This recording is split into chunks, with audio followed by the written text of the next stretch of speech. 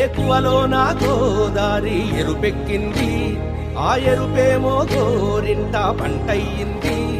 ఏకువలో నా గోదారి ఎరుపెక్కింది, ఆ ఎరుపేమో గోరింట పంటయ్యింది.